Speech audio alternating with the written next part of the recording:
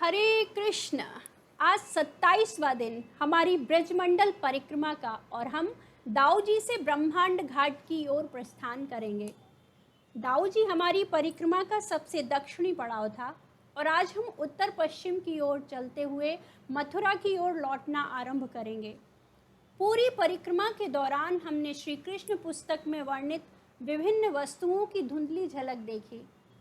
हमने यमुना देखी, चंद्रमा देखा, ब्रजरज देखी, गाय, मोर, तोते देखे, परंतु फिर भी हमारा हृदय पूरी तरह संतुष्ट नहीं है, क्योंकि हमें अभी भी बांसुरी बजाते एक सर्वाकर्षक बालक के दर्शन करने हैं। हाँ, हमने पिघली शिलाओं पर श्री कृष्ण के चरण कमलों के चिन्ह अवश्य देखे हैं और उन कुंडों में स्नान किया है जहाँ वे जल क्रीड़ाएं किया करते थे। हमने यमुना की गहराइयों में गोते भी लगाए हैं जहाँ उन्होंने अपनी गोपियों के साथ असीमित लीलाएं की हैं, परंतु जितनी बार हम कोई मोड़ मुड़ते हैं ऐसा प्रतीत होता है कि वे बस अभी अदृश्य हुए हैं। कहाँ हैं वो? हम ब्रज की गहराइयों में जाकर उनकी खोज जारी रखेंगे। यदि हम इसी मार्ग पर चलते रहे तो एक दिन हम भौतिक जगत के अंतिम छोर तक पहुंच जाएंगे और उस बालक को पकड़ लेंगे।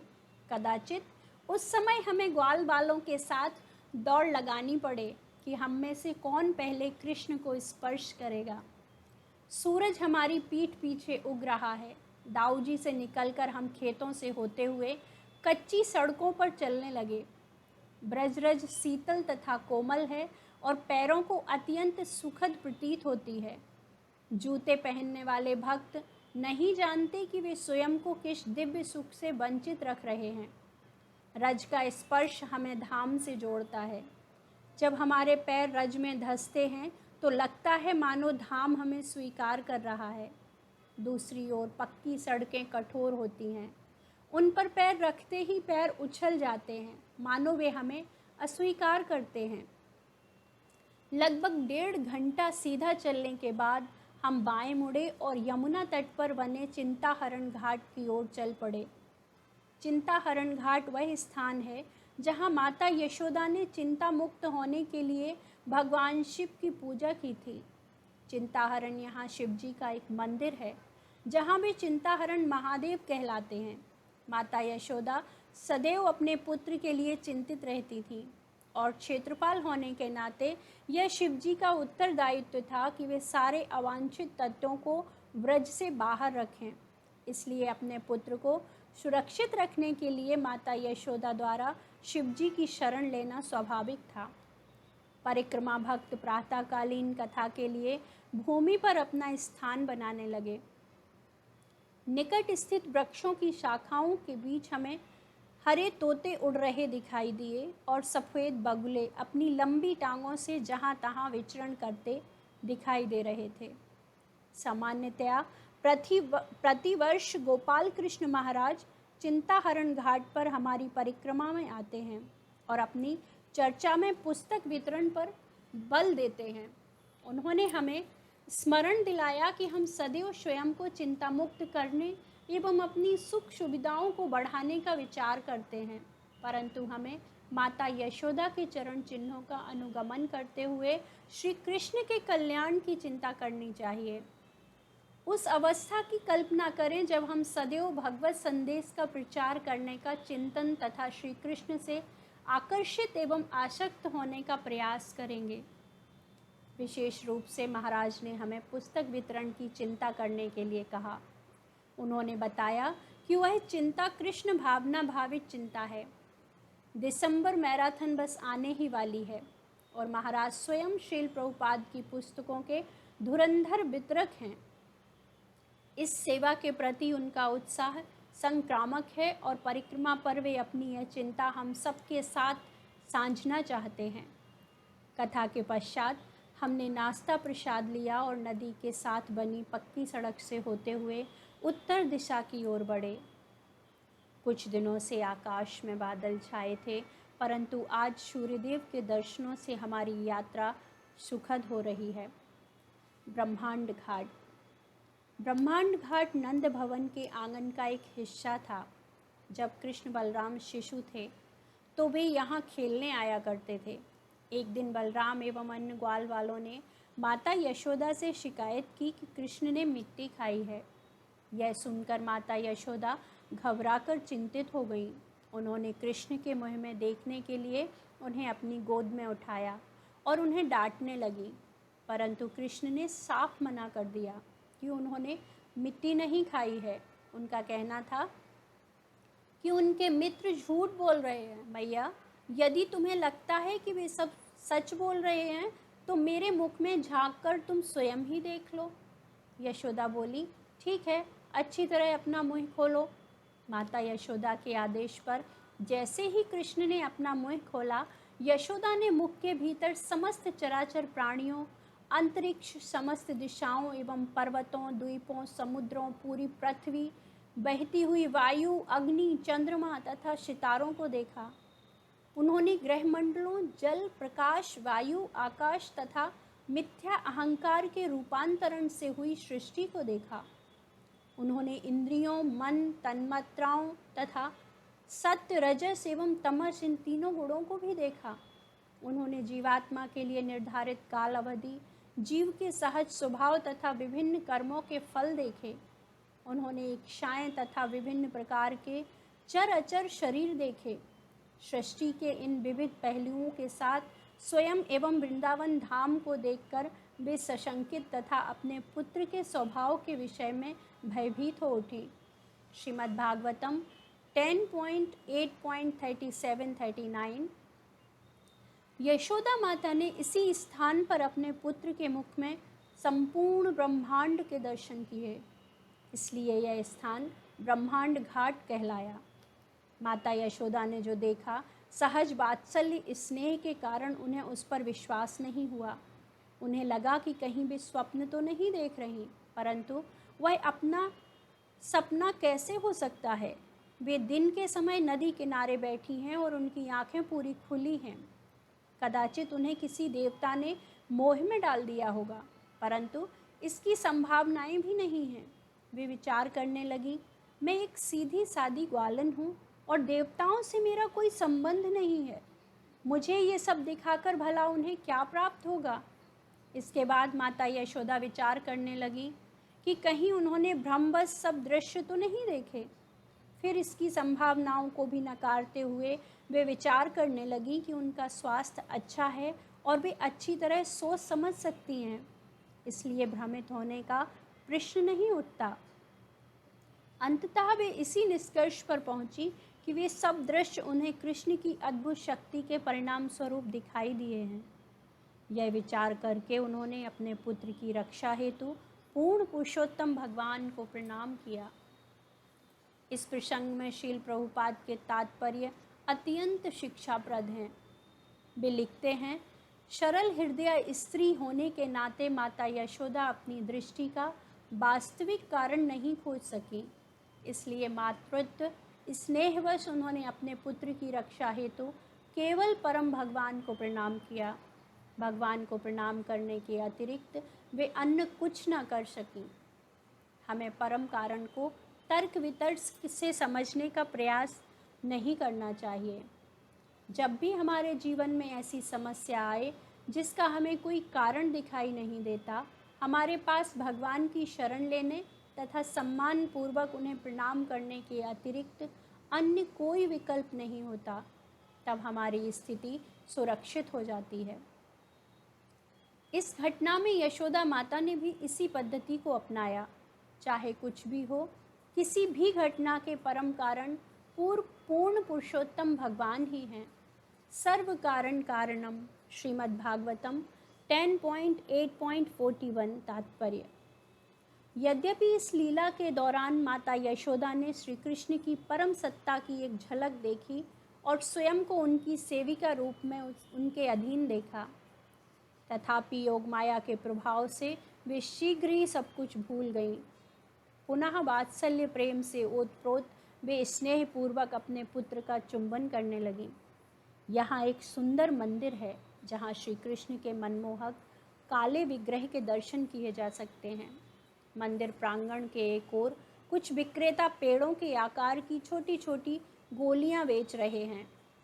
ये ब्रह्मांड घाट की उसी मिट्टी से बनी है जिसे कृष्ण ने खाया था।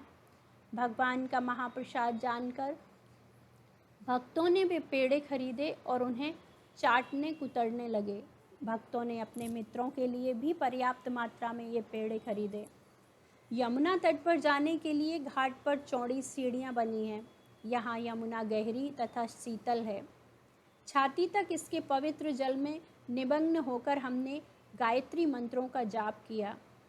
कुछ समय पश्चात हमने छायादार वृक्षों के नीचे अपना पड़ाव डाला। सूर्य की अग्निमय किरणें यमुना की सतह पर गिरकर प्रतिबिंबित होती हुई तट पर स्थित मेरे कक्ष को प्रकाश से आलोकित कर रही हैं।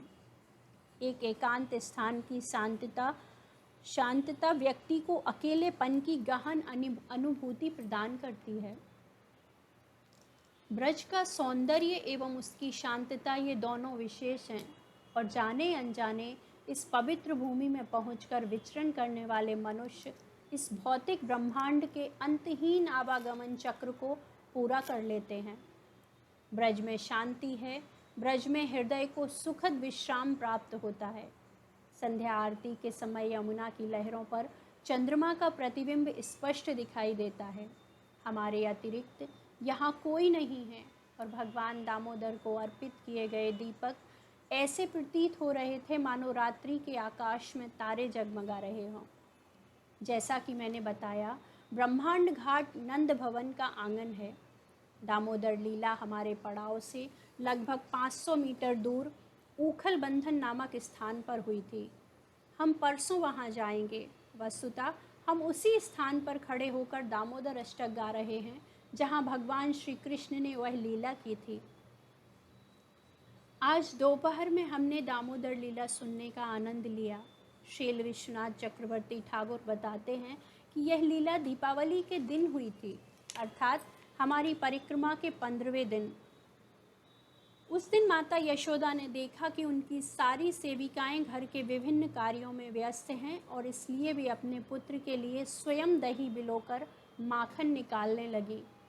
मंथन करते हुए वे अपने पुत्र की बाल्य लीलाओं पर स्वरचित गीत गा रही हैं। इसी बीच कमरे में सो रहे कृष्ण जाग उठे और वे अपनी माता का दूध पीना चाहते थे।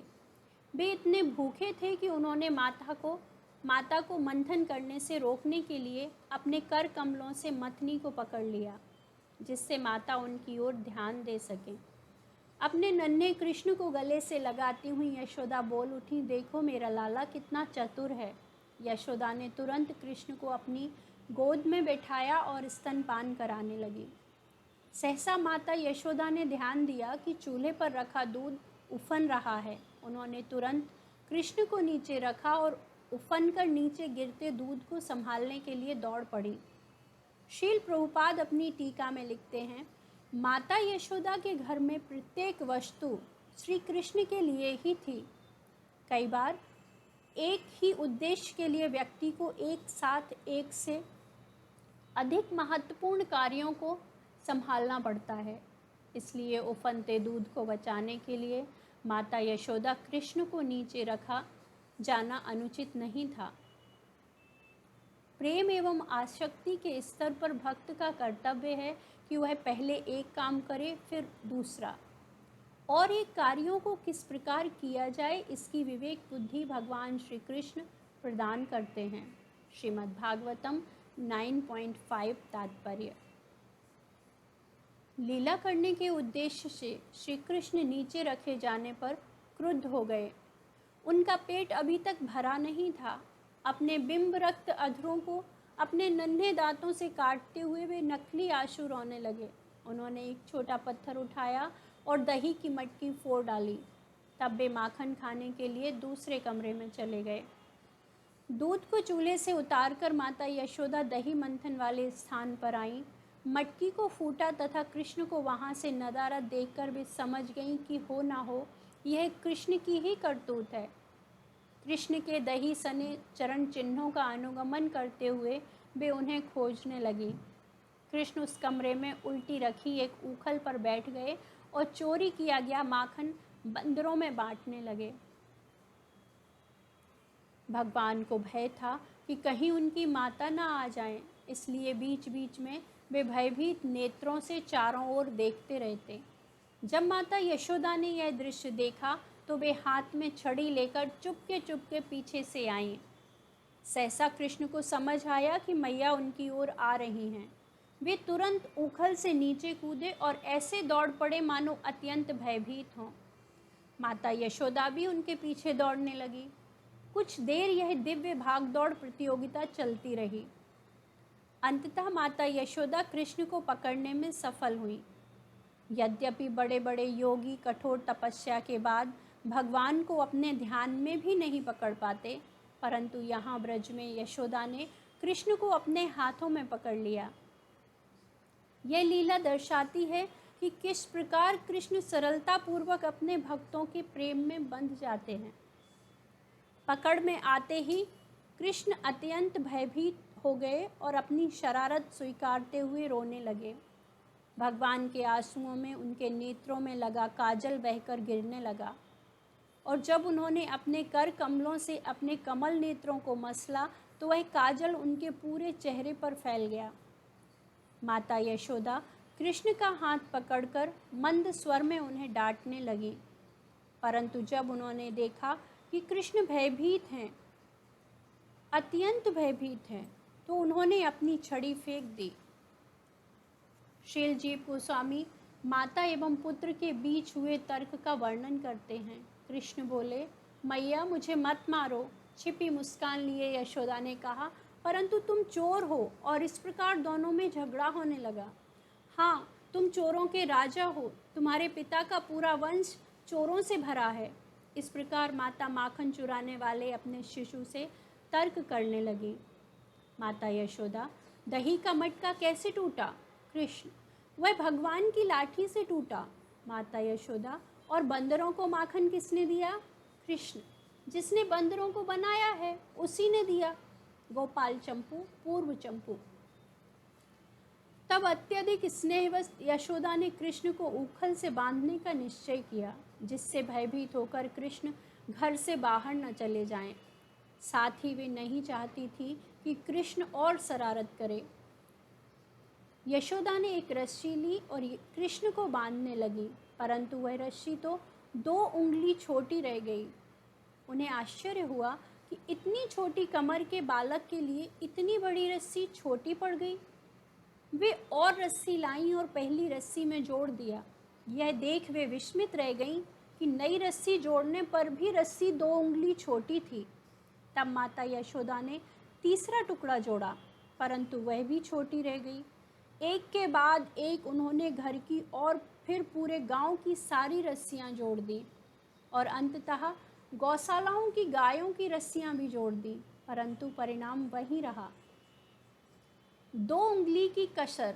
यशोदा माता की पड़ोसी गोप सखियां यह पूरा दृश्य देखकर विस्मय में मुस्कुरा रही थी। शीघ्र ही यशोदा माता थककर पसीना पसीना हो गईं, परंतु अपनी माता की दुविधा एवं दृढ़ता को देखकर भगवान का कोमल हृदय द्रवित हो गया और वे स्वेच्छा से बंध गए। जब कृष्ण का मन यशोदा की थकान देखकर द्रवित हो गया तो वे केवल पहली 2 रस्सियों से ही बंध गए, अन्य सब रस्सियों की आवश्यकता नहीं पड़ी। इस प्रकार स्वराष्ट्र श्री कृष्ण ने स्वेच्छा से अपने प्रेमी भक्तों के नियंत्रण में बंधने की दिव्य लीला रची। कृष्ण स्वयं अपने तथा अपने भक्तों के आनंद में वृद्धि करने के लिए भक्तों के प्रेम के अधीन हो जाते हैं। श्री विश्वनाथ चक्रवर्ती ठाकुर लिखते हैं, यशोदा अपने पुत्र को शिक्षा देना चाहती थी और इसलिए अडिग बनी रहकर उन्होंने भगवान को बांधने का प्रयास नहीं छोड़ा। 2 उंगली का अंतर भक्तों के प्रयास तथा भगवान कृष्ण की कृपा को इंगित करता है। भगवान की पूजा सेवा करते हुए भक्त के चरित्र में पाई जाने वाली भक्त निष्ठा तथा भक्त के प्रयास को देखकर भगवान की कृपा को जन्म देने वाली स्वनिष्ठा कृष्ण को बांध देती है। इन दोनों के अभाव में यह रस्सी 2 उंगली छोटी रहेगी, परंतु जब भक्त निष्ठा एवं स्वनिष्ठा दोनों विद्यमान होती हैं तो भगवान को बांधा जा सकता है। इस लीला में कृष्ण ने यशोदा तथा संपूर्ण जगत को दिखाया कि उन्हें केवल प्रेम द्वारा बांधा जा सकता है। सारार्थ दर्शनी श्रीमद् भागवतम 10.9.118 पर टीका। ऊखल से बंधे बंधे ही भगवान की दृष्टि आंगन में खड़े दो विशाल अर्जुन वृक्षों पर गई। अपने पूर्व जन्म में वे दोनों कुबेर के पुत्र नल कुबेर तथा मणिग्रीव थे। ये दोनों भाई शिवजी के अंतरंग पार्षद बन चुके थे, परंतु अपने पिता के अतुल ऐश्वर्य का भोग करते हुए इन्हें अपने पद का अभिमान हो गया। नशे में चूर ये दोनों कैलाश पर्वत के निकट बहने वाली गंगा में अप्सराओं के साथ नग्नावस्था में क्रीड़ामग्न रहते और उसकी कोई परवाह नहीं करते कि उन्हें कौन देख रहा है। एक दिन नारद मुनि वहां से गुजरे। उन्हें देखते ही युवतियों ने लज्जावश और शाप के भय से अपने नग्न शरीर ढक लिए, परंतु नल कुबेर एवं मणिग्रीव ने उनकी ओर कोई ध्यान नहीं दिया। वे सुरा तथा अभिमान के नशे में इतने चूर थे कि उन्होंने नारद मुनि को देखते हुए भी अनदेखा कर उपेक्षा की। देवर्षि नारद को उनके ऊपर दया आ गई। वे बोले, कुबेर के ये दो पुत्र इतने गिर गए हैं कि इन्हें इस बात का भी ध्यान नहीं है कि ये नग्न हैं। ये दोनों उन वृक्षों के समान रह रहे हैं जो सदैव नग्न रहते हैं। इस प्रकार किंचित क्रोधित होकर नारद मुनि ने उन्हें वृक्ष योनि में जन्म लेने का शाप दे दिया। महान भक्त द्वारा दिए गए शाप में भी कल्याण छिपा होता है। यद्यपि नल कुबेर एवं मणिग्रीव वृक्ष बनकर खड़े थे, तथापि नारद मुनि के प्रभाव से उन्हें अपने पूर्व जन्म के सारे कार्यों का स्पष्ट स्मरण था और वे निरंतर अपनी करनी पर पश्चाताप करते रहते। शाप देने के बाद नारद मुनि ने कहा कि देवताओं के 100 वर्ष बीतने के बाद वे दोनों अपने इस शाप से मुक्त होंगे और प्रत्यक्ष भगवान श्री कृष्ण के दर्शन प्राप्त करेंगे। अर्थात उन्होंने श्राप के रूप में इन दोनों देवताओं की सुषुप्त भक्ति जागृत होने का आशीर्वाद दिया। नारद मुनि के शाप का स्मरण करते हुए शिशु कृष्ण अपने ऊखल को घसीटकर इन दोनों अर्जुन वृक्षों की ओर जाने लगे। उस समय उनके मन के विचारों का वर्णन श्रीमद् भागवतम में किया गया है। यद्यपि ये दोनों युवक अत्यंत धनी कुबेर के पुत्र हैं, परंतु मेरा इनसे कुछ लेना देना नहीं है। देवर्षि नारद मुझे अत्यंत प्रिय हैं। वे मेरे प्रेमी भक्त हैं और इसलिए उनके वचनों को सत्य करने के लिए मैं इन्हें दर्शन देकर इनका उद्धार करूंगा। श्रीमद् भागवतम 10.10.25। शीघ्र ही भगवान दोनों यमला अर्जुन वृक्षों के बीच से होकर गुजरने लगे। उनके उदर से बंधा ऊखल टेढ़ा होकर दोनों वृक्षों के बीच अटक गया। कृष्ण इन वृक्षों को गिराना चाहते थे और इसलिए वे ऊखल को खींचने लगे। देखते देखते दोनों वृक्ष भूमि से उखड़ गए और प्रचंड ध्वनि करते हुए नीचे आ गिरे। वृक्षों से तेजस्वी मणिग्रीव और नल कुबेर प्रकट हुए। सिर झुकाए तथा नम्रतापूर्वक हाथ जोड़कर वे श्री कृष्ण को प्रणाम करने लगे। नाना प्रकार से उनकी स्तुति करते दोनों ने भगवान से अपने धाम जाने की अनुमति मांगी और जाने से पूर्व भगवान से एक हार्दिक निवेदन किया। आज के बाद हमारी वाणी केवल आपकी लीलाओं का गुणगान करे, हमारे कान केवल आपकी महिमाओं का श्रवण करें, हमारे हाथ पैर तथा अन्य इंद्रियां आपको प्रसन्न करने हेतु कार्य करें तथा हमारे चित्त सदैव आपके चरण कमलों का स्मरण करें। हमारे सिर इस जगत के प्रत्येक वस्तु को प्रणाम करें, क्योंकि प्रत्येक वस्तु आपका ही भिन्न भिन्न रूप है, और हमारे नेत्र आपसे अभिन्न वैष्णवों का दर्शन करें। श्रीमद् भागवतम 10.10.38। श्री कृष्ण ने मुस्कुराते हुए उनसे कहा कि यह सब नारद मुनि की उन दोनों के ऊपर कृपा का परिणाम है। तब श्री कृष्ण ने उन्हें घर लौट जाने की अनुमति दी और शुद्ध भक्ति में रत रहने का आशीर्वाद दिया। नलकुबेर एवं मणिग्रीव ने शिशु कृष्ण की प्रदक्षिणा की और पुनः उन्हें प्रणाम करके अपने घर की ओर प्रस्थान किया। जब वे दोनों वृक्ष गिरे थे तो उस समय पूरे ब्रज में उनके गिरने की ध्वनि सुनाई पड़ी। ग्वाले दौड़कर उस स्थान पर पहुंचे। उन्हें दोनों वृक्ष गिरे हुए दिखाई दे रहे थे, परंतु वे कैसे गिरे उन्हें यह समझ नहीं आ रहा था। तभी उन्हें वृक्षों की शाखाओं के बीच ऊखल से बंधे कृष्ण दिखाई पड़े। ग्वाले दुविधा में पड़ गए और विचार करने लगे, किसने इन विशाल वृक्षों को नीचे गिराया होगा? क्या कृष्ण ने गिराया है? परंतु यह असंभव है। कृष्ण के मित्रों ने उन लोगों को बताया कि कृष्ण ने ही उन वृक्षों को गिराया है, और उन्होंने पूरा आंखों देखा हाल कह सुनाया। पुष्टि करते हुए उन्होंने कहा, हमने स्वयं अपनी आंखों से सब कुछ होते हुए देखा है। परंतु नंद महाराज बच्चों की इस बात पर बिल्कुल विश्वास नहीं कर पाए कि छोटे से कृष्ण ने इतने विशाल वृक्षों को उखाड़ा होगा। नंद महाराज मुस्कुराए और ऊखल से बंधे अपने पुत्र की रस्सियों को खोल दिया। नलकुबेर एवं मणिग्रीव के उद्धार के कुछ समय पश्चात गोकुलवासी मिलकर कृष्ण की सुरक्षा के विषय में चर्चा करने लगे। नंद महाराज ने बड़े भाई उपानंद इसी निर्णय पर पहुँचे कि अब उन सबको वृंदावन चले जाना चाहिए। इस प्रकार जब श्री कृष्ण 3 वर्ष 4 महीने के थे, गोकुलवासी यमुना पार करके वृंदावन के शक्टावर्त वर्तमान छठीकला नामक स्थान पर आकर बस गए। हमारे सायंकालीन कार्यक्रम के पश्चात भक्तगण रात्रि विश्राम करने से पहले कुछ समय एक साथ बिताते हैं। जो भक्त परिक्रमा के आरंभ से हमारे साथ हैं, वे उन भक्तों को अपने अनुभव बताते हैं। जो बीच बीच में हमारी परिक्रमा से आकर जुड़े हैं, उनका उत्साह संक्रामक है और उनके अनुभव सुनकर नवागंतुक इतने प्रेरित हुए कि उन्होंने भविष्य में कभी न कभी आरंभ से अंत तक पूरी परिक्रमा करने का निश्चय किया। जो भक्त प्रत्येक वर्ष हमारे साथ आते हैं, उनके लिए हर बार की तरह इस वर्ष का अनुभव भी अत्यंत विशेष रहा। मुझे आशा है कि हम सब श्रील प्रभुपाद के चरण चिन्हों का अनुगमन करने के नवीन उत्साह एवं प्रेरणा लेकर यहाँ से जाएंगे और यहाँ से प्राप्त किए व्रज भाव को अपने अपने घरों, मंदिरों तथा देशों तक पहुँचाएंगे। जैसे जैसे अंतिम दिन निकट आ रहा है, अपरिहार्य विरह की पीड़ा तीव्र होती जा रही है। विश्राम घाट पर हमारे पहले स्नान का स्मरण करें, मानो समय उड़ रहा है। कहा जाता है कि सुख में समय उड़ता है। कौन सहमत नहीं होगा कि परिक्रमा के दौरान हमने जिस दिव्य आनंद का अनुभव किया वह कुछ विशेष है।